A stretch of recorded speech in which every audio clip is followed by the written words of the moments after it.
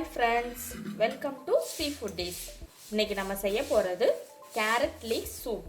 இதுக்கு என்னென்ன பொருட்கள் தேவை அப்படின்னு பார்க்கலாமா? இதுக்கு நான் 3 கேரட் எடுத்திருக்கேன்.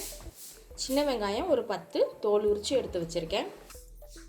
50 கிராம் வெண்ணெய், 10 பல் பூண்டு, 1 டேபிள் ஸ்பூன் சீரகம், 1 டேபிள் ஸ்பூன் மிளகு, செலரி இலை, லீக்ஸ்.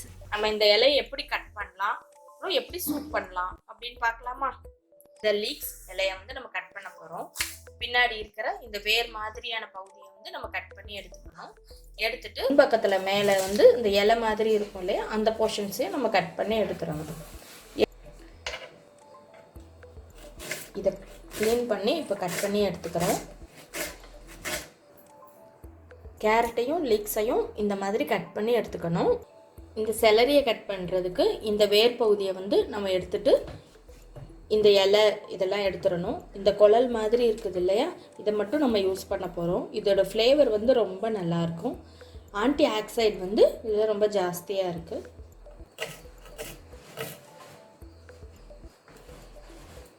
இப்போ நம்ம கட் பண்ணி வச்சுருக்க இந்த செலரியை தனியாக எடுத்து வச்சுக்கணும். இந்த செலரி இதோடு சேர்க்க போகிறது கிடையாது. பாயில் பண்ணும்போது இது ஒரு ஃப்ளேவர் தான், அதனால் கடைசியில் அதை இறக்க போகும்போது சேர்த்தா போதும். இதில் குக்கரை நம்ம வச்சுக்கிட்டு கொஞ்சம் சூடானதும் நம்ம எடுத்து வச்சுருக்கிற பட்டரை அதில் போட்டுக்கிறோம்.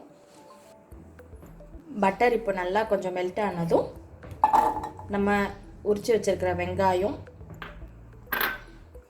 பூண்டு, அந்த காய் எல்லாத்தையும் போட்டு ஒரு 3 நிமிஷம் நல்லா வதக்கி எடுத்துக்கணும்.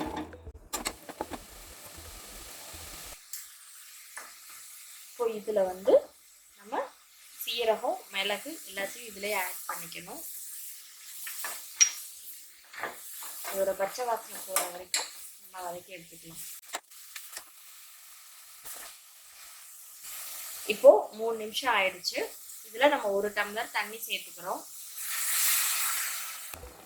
ஒரு கொதி வரவும் ஒரு விசில் வச்சு எடுத்துக்கலாம்.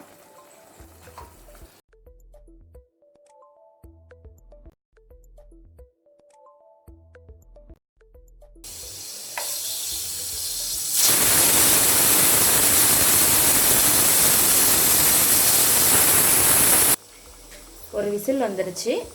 இப்போ நம்ம ஸ்டவ் ஆஃப் பண்ணிவிட்டு விசில் இறங்குற வரைக்கும் கொஞ்சம் வெயிட் பண்ணலாம். குக்கர்லேருந்து எடுத்தாச்சு. இது நல்லா ரூம் டெம்பரேச்சர் வர்ற வரைக்கும் நல்லா ஆற வச்சு மிக்சியில் நல்லா அரைச்சி எடுத்துக்கணும். அரைச்சதை அதே குக்கர் பாத்திரத்தில் வச்சு நம்ம கொஞ்சம் பாயில் பண்ணணும். 1 நிமிஷம்.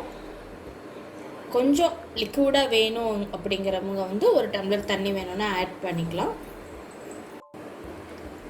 ஒரு கொதி வரவும் தேவையான அளவு உப்பு போட்டு நம்ம மிக்ஸ் பண்ணி எடுத்துக்கணும். இப்போது இதில் ஃப்ரெஷ் க்ரீம் ஆட் பண்ணால் ரொம்ப டேஸ்ட் ரொம்ப ரிச்சாக இருக்கும். நான் ஆட் பண்ணுறேன். உங்களுக்கு தேவைன்னா நீங்கள் ஆட் பண்ணிக்கலாம். இது ஆப்ஷனல் தான்.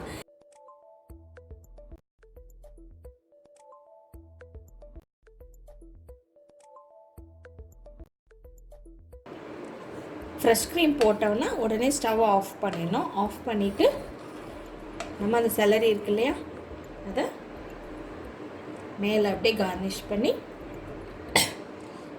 இறக்கிடும்.